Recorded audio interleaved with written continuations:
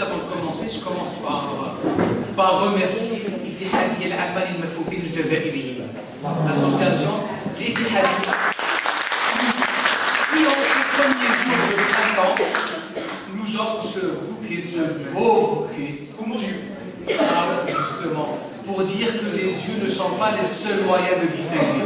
En tout cas, je l'ai vécu comme ça. Et surtout que c'est, personnellement, pour moi, je vois, comme on dit, un fait, comme une double bonne nouvelle. En ce premier jour de printemps, le ministère de la Culture, on a eu un échange avec la ministre de la Culture récemment, pense justement à numériser une bonne partie du patrimoine livresque algérien pour les non-voyants.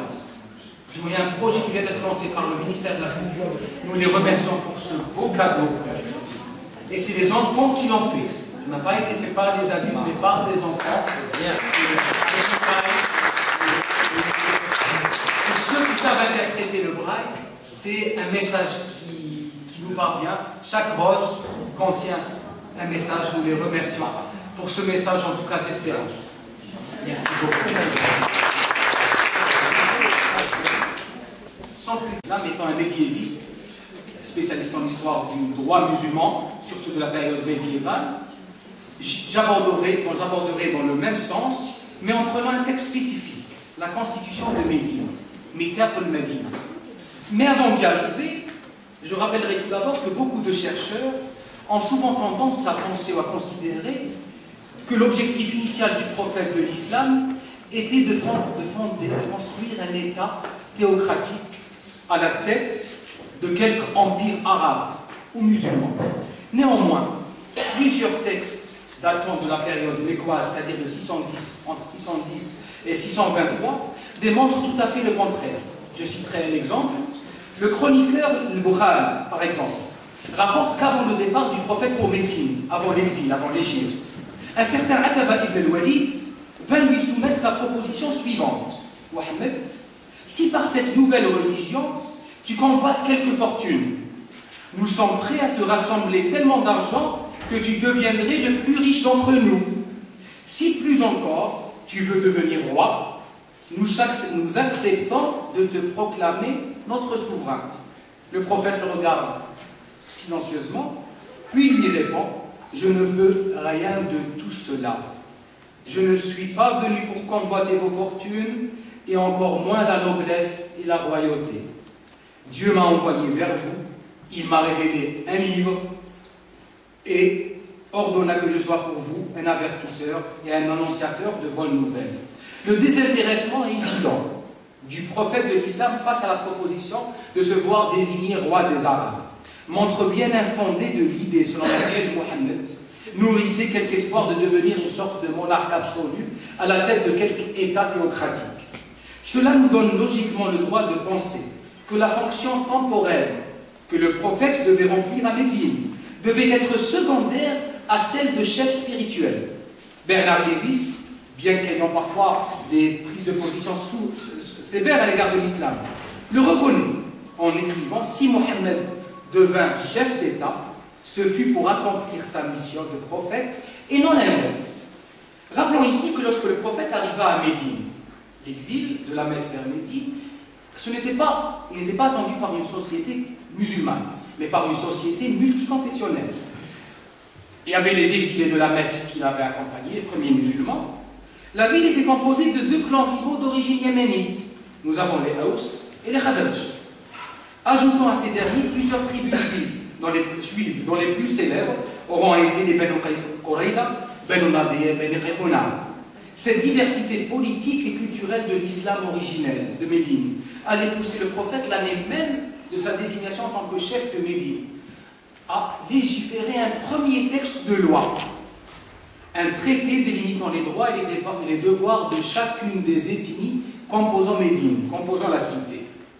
Ce traité auquel nous allons consacrer cette brève communication pour une analyse en la forme et en le fond. En la forme, premièrement. Le traité de Médine a été rapporté par le célèbre chroniqueur Ibn Ishaq. Il portera le nom de la Sahifa, ou Ahd al-Madina, le pacte de Médine, et bien plus tard, celui de Dustur al-Madina, ou constitution de Médine. Il est qualifié d'authenticité fiable, Hasan al-Sanad. Ce texte n'est pas coranique, il se distingue du Coran, et ce n'est pas aussi un hadith. C'est plutôt comme un pacte qui ne diffère pas des traités traditionnels des urud que les tribus arabes établissaient entre elles. Selon Saleh Stétier, entre guillemets, la constitution de l'an 1 propose une alliance pure et simple entre trois groupes qui constituent Médine, que constituent les Ansar, les habitants originels de Médine, les Muhajiroun, ceux qui ont exilé de la Mecque avec le prophète. Là, nous sommes dans une diversité culturelle, puisque tous les deux groupes se convertiront à l'islam, et les Juifs. Une alliance sur le modèle des conventions guerrières que les tribus arabes concluaient entre elles. Certains historiens critiques, tels que Robert Sergeant, s'opposent à l'utilisation du terme constitution.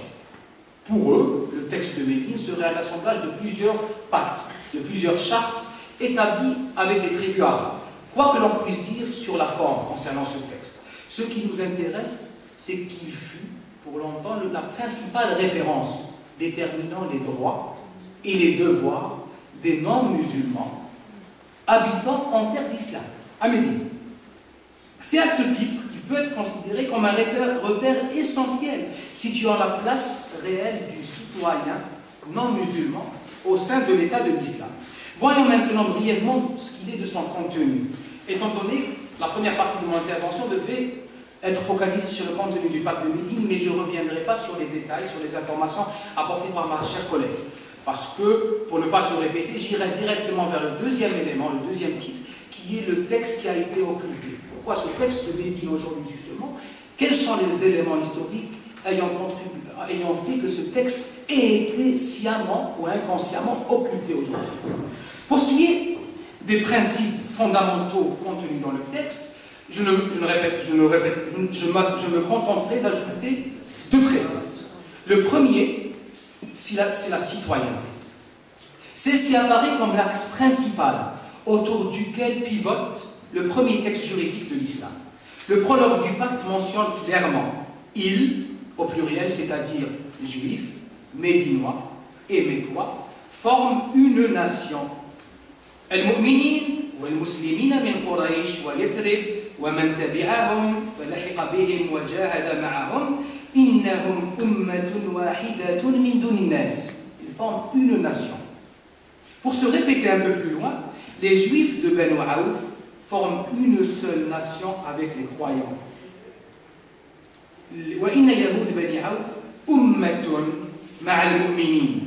Ce qui nous paraît, on sait que l'islam insiste sur l'amour du pays, mais ce qui nous paraît surprenant ici, pour un texte, il faut le situer dans son contexte. On n'est pas au 18e, ni au 17e, ni au 16e siècle. On est au 7e siècle de l'ère chrétienne. Il ne faut pas voir le passé avec les yeux du présent. Il faut, dans un contexte médiéval, on sort juste de l'Antiquité, un texte, ce qui paraît surprenant, c'est que le prophète ait incorporé les Juifs dans la notion de nation, en les considérant comme des membres de l'enclave sacrée. Pour ce qui est maintenant des rapports entre musulmans et non-musulmans.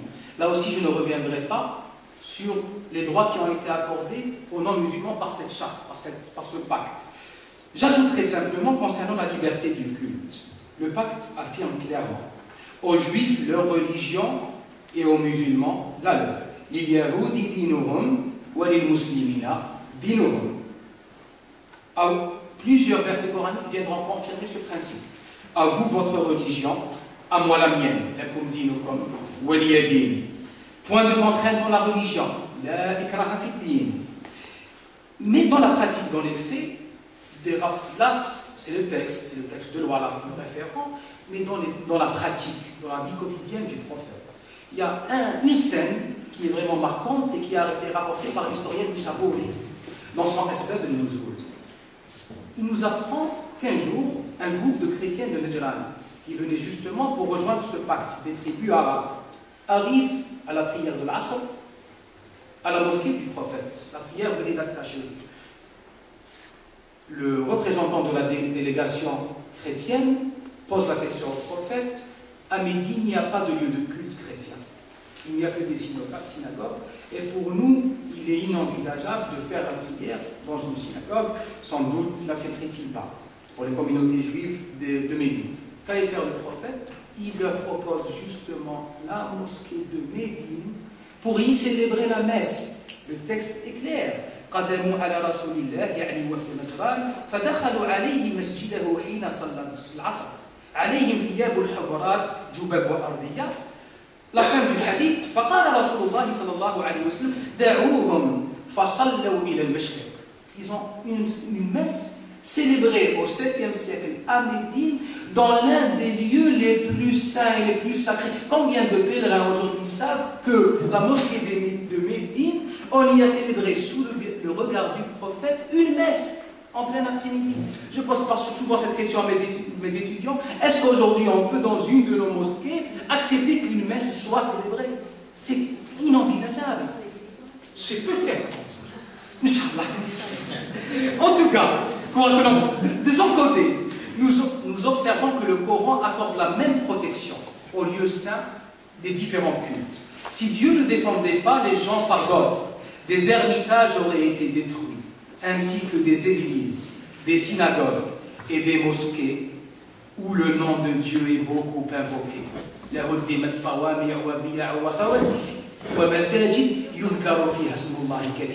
Les lieux de culte sont mis sur un même piédestal. Là, le dernier point que j'ajouterai concernant la constitution de Médine, c'est le droit à l'autonomie législative et à l'autonomie judiciaire. Ma collègue y a fait référence, le texte de Médine n'impose pas, ni aux juifs, ni aux chrétiens, aux autres confessions, d'être soumis à la charia, au droit musulman. D'ailleurs, et là je citerai un passage du Cheikh Al-Ben Younes, les différends étaient tranchés par le prophète selon la loi de chacun. Ainsi, pour les juifs, il prenait en considération les préceptes de la loi mosaïque. Et plus tard, il se référera au codex du christianisme quand les chrétiens de Najran rejoindront la communauté. C'est la personnalisation des lois qu'on a dans le droit international privé. Abu Daoud lui-même confirme cette idée, le chroniqueur. Un jour, le prophète est sollicité par un groupe de juifs. Il y a eu un litige. On demande au prophète de venir juger le litige. Mais que fait le prophète? Il leur demande de lui ramener un exemplaire de la Torah. On lui ramène une misselle, un drap, il pose le drap, il pose la Torah au-dessus, il dit j'ai foi en toi, il s'adresse à la Torah, et en celui qui t'a révélé. Et ordonna que le litige de la communauté juive soit justement jugé par la Torah. C'est la personnalisation des lois. Tels sont, je n'irai pas plus loin, pour essayer de laisser 5 à 10. J'ai combien de temps? Pas beaucoup. 5 minutes Oui, très bien. Tels sont brièvement résumés les principaux principes juridiques contenus dans le pacte de Médine. Pacte qu'on peut aujourd'hui considérer comme étant à la base des libertés individuelles et collectives en islam. On voit bien que contrairement au cliché souvent fait du prophète Mohammed, celui d'un cavalier arabe fanatique surgissant du désert, une épée dans une main, le Coran dans l'autre, et offrant à ses victimes le choix entre les deux. Le premier état de Médine avait atteint un haut niveau de tolérance et de civisme, peu égalé en son temps en tout cas. Mais comment se fait-il alors que la tradition islamique s'apparente aujourd'hui à l'antithèse du vivre ensemble et de l'acceptation de l'autre? Comment expliquer par exemple la sentence de la commission saoudienne des Fatwas qui affirme, je cite cette sentence à titre d'exemple, tout État qui ne fait pas de distinction entre ses citoyens musulmans et non musulmans et leur accorde les mêmes droits est un État impie. C'est une institution officielle, la commission des Fatwas. Il faut pour cela faire un bref retour sur l'histoire des relations entre musulmans et non-musulmans. Le XIe siècle, en effet, devait marquer un tournant décisif dans le rapport du musulman à l'autre. Cette date qui correspond, comme on sait, au début des croisades. Il va sans dire qu'un épisode aussi douloureux que la prise de Jérusalem en 1099 par les croisés, suivi du massacre de plus de 50 000 civils, bien qu'il y ait controverse par rapport aux chiffres exacts musulmans, ne pouvait au fil du temps et des siècles que nourrir et durablement cette empathie entre musulmans et non-musulmans et ternir considérablement l'image du non-musulman dans l'imaginaire collectif. À tel point d'ailleurs, contre le 11e et le 13e siècle, théologiens et scolastiques musulmans devaient s'appliquer sans relâche à trouver les fondements doctrinaux justifiant la haine de l'infidèle. Mais il s'appelle le bara et le wala. Cette théorie du bara et le wala, le devoir de ne pas aimer le non-musulman, elle a commencé justement à faire son apparition à partir du 11e siècle avec les croisades. Ça allait devenir un véritable devoir religieux du fidèle. C'est dans le droit fil de cet esprit post-croisade, par exemple, qui est de Taymiyyah, qui a connu les croisades de très près, écrit « Tout musulman qui prend les infidèles, juifs et chrétiens notamment, pour amis ou compagnons, doit être déclaré hypocrite et mériter le blâme et le châtiment. » Ibn Taymiyyah qui a vécu après les croisades. Voyons par exemple un autre texte de Tabari, qui a vécu avant les croisades, qui traite du même sujet. Qu'écrit Tabari au 9e siècle, c'est-à-dire avant? Dieu créa les hommes et les a façonnés à partir d'une seule et même âme. Ils sont donc les enfants d'un même père et d'une même mère. On est plus dans la fraternité universelle. C'est avant les croisades. Mais le problème avec cette haine grandissante et qui allait s'accentuer avec l'histoire, avec les croisades, les invasions mongoles, la reconquista, le colonialisme, l'exégèse coranique n'allait pas tarder à être manipulée pour nourrir cet esprit de vengeance lié au douloureux souvenir des croisades. Et là, je ne citerai qu'un exemple d'interprétation. La jizya. Le verset de la jizya, que le dhimmi, le non-musulman, doit payer. C'est une taxe, originellement. C'est un impôt. Pour le musulman, il s'appelle zakat. Pour le non-musulman, il s'appelle jizya. Mais le Coran stipule ils doivent verser la jizya en étant sariroun. Ce mot sariroun, sarir, du point de vue linguistique, étymologiquement, c'est petit. Mais ce sarir, comment allait être interprété avant les croisades? Pour Shafi'i, qui a vécu avant les croisades, sariroun veut dire soumis aux lois de la République, soumis au nidam al-am, soumis à la réglementation générale. Mais après les croisades, comment le même mot sariroun allait être interprété par l'exégète Ibn Kathir? Pour Ibn Kathir, sariroun veut dire, je cite Ibn Kathir, les dhimmis doivent s'acquitter de la dîme après avoir été humiliés, réduits et amoindris. Le même verset, mais avant les croisades et après les croisades, c'est tout.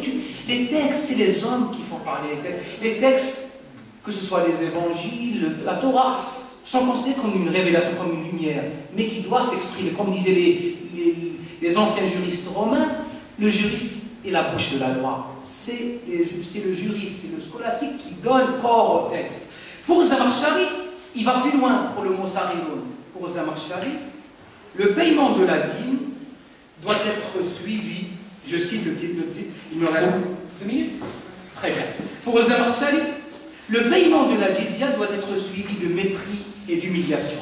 Le dhimmi devra venir à pied et non à cheval. Il devra se tenir debout, tandis que le percepteur musulman sera assis et l'empoignera par le collet en lui disant « Donne la jizya ». Il le laissera partir en lui donnant une tape sur la nuque. Le même verset, comment a été interprété avant la croisade et après les croisades. On comprend maintenant pourquoi, dans un tel esprit de mépris, de dédain à l'égard des minorités religieuses, on allait assister à l'apparition du célèbre texte du Khalifa Omar, qu'on appelle Watiqa, et ce texte allait comme éclipser le pacte de Médine face à ces exégèses, à ce texte de Omar qui allait imposer des signes distinctifs aux non-musulmans. Le texte de Médine allait être occulté et disparaître. C'est dire encore une fois comme on a besoin de faire revivre ce texte de Médine, de le faire connaître. Ce fut en tout cas, et je clôt par cette phrase, ce fut en tout cas le rêve le plus cher des réformateurs de la Nahda du 19e siècle, qui appelaient de ses voeux à faire revivre ce texte, parmi lesquels Cheikh Al-Alawi, Jamal Din Afghani, Mohamed Abdou. Mohamed Abdou en particulier, qui, et permettez-moi, c'est 1 minute supplémentaire, pas plus, qui, dans sa lettre au primat copte du Caire, le père Isaac, Mohamed Abdou écrit cette lettre dans laquelle Il exprime justement cette aspiration à avoir cette réconciliation entre les citoyens de différentes confessions. Mohamed Abdou écrit « Nous espérons l'arrivée prochaine d'un temps où la lumière de la connaissance mettra en échec les ténèbres de l'insouciance. Les deux plus grandes religions, le christianisme et l'islam, pourront enfin se connaître et se serrer la main avec amour et amitié. Nous sommes certains que la Torah, les évangiles et le Coran seront un jour considérés comme des livres concordants, des saintes écritures qui se confirment mutuellement, étudiées et vénérées par les enfants et les adeptes de chaque religion. C'est alors que Dieu établira sa lumière sur terre et que la religion vraie, au sens universel, voulait-il dire, dominera sur toutes les autres religions. Je clôt par cette phrase de Dr. Maïda.